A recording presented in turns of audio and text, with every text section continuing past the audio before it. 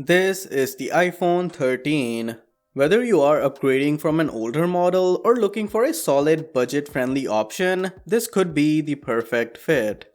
It also falls perfectly on the 3-year mark that I aim for while recommending a used iPhone. One thing about the 13 holding up well is the design and build quality. The sharp body language with matte side railings and a fingerprint magnet back are a reminder of the era of past iPhone designs.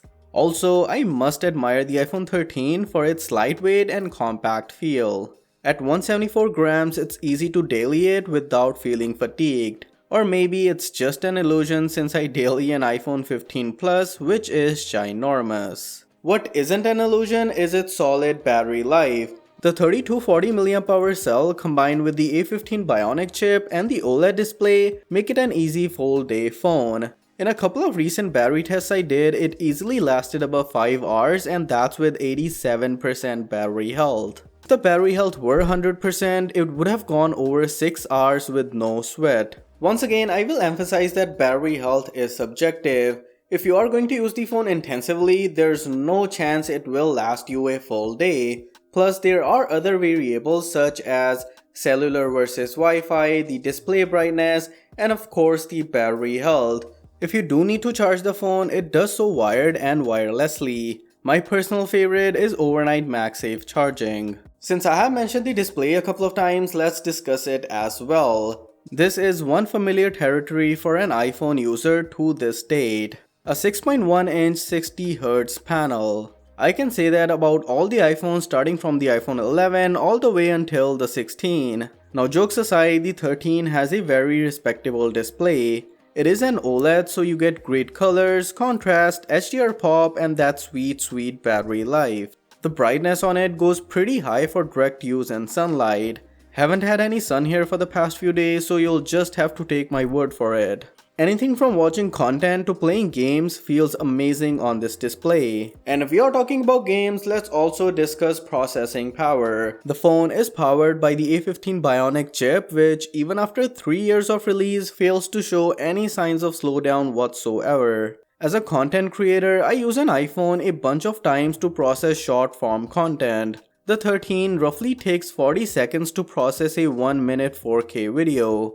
This is super fast and super convenient. Like I've always said, the real show of strength of an A-series chip is a couple of years down the line, and it is certainly visible here on the iPhone 13 with the A15 bionic chip. The phone has been running iOS 18 as smoothly as you would expect. There is no lag, no stutter, no hiccups while doing day-to-day tasks. Based on Apple's history, I expect this phone to get at least 3 to 4 years of software updates, which is exactly what you want to hear if you are planning on keeping this phone long term. Now, a big reason you might be looking at getting this phone is due to its camera capabilities. I recently made a camera comparison video between the iPhone 12, 13 and 16, so for a detailed look at the iPhone 13 camera, maybe check that video out. But in this video, we'll do a TLDW, which is my version of too long didn't watch that video. I'm also planning to do an iPhone 11, 12 and 13 camera comparison for 2024, so subscribe to the channel if you don't want to miss it.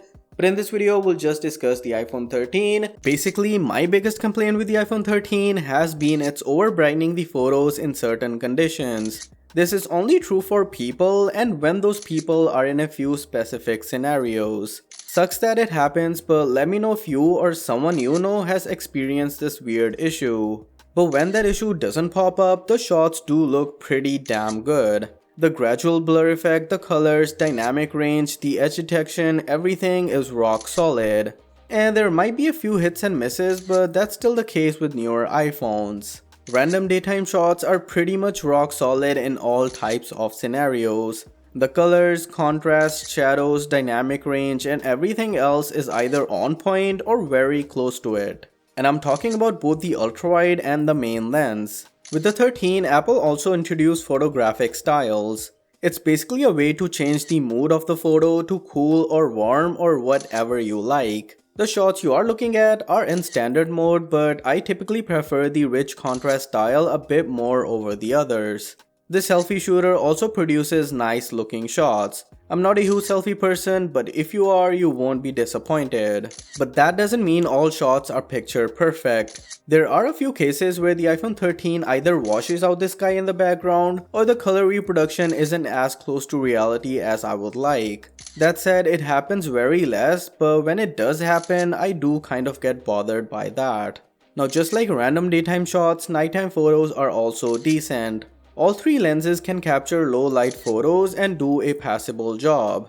As the light decreases, so does the quality of the photos produced. As I've said countless times, I don't capture a lot of nighttime photos, so this is one aspect which doesn't interest me as much. What does and will always interest me is video. I still use an iPhone to capture some of the B-roll shots for my videos, so that should tell you how much trust I have in an iPhone camera. Video quality on the iPhone 13 is exceptional. Everything including the colors, dynamic range, contrast is as good as it gets. The Sensor Shift OS is super helpful in capturing stable footage. Apart from recording traditional videos, the 13 can also do Dolby Vision HDR in 60 frames per second and 1080p cinematic video in 30 frames.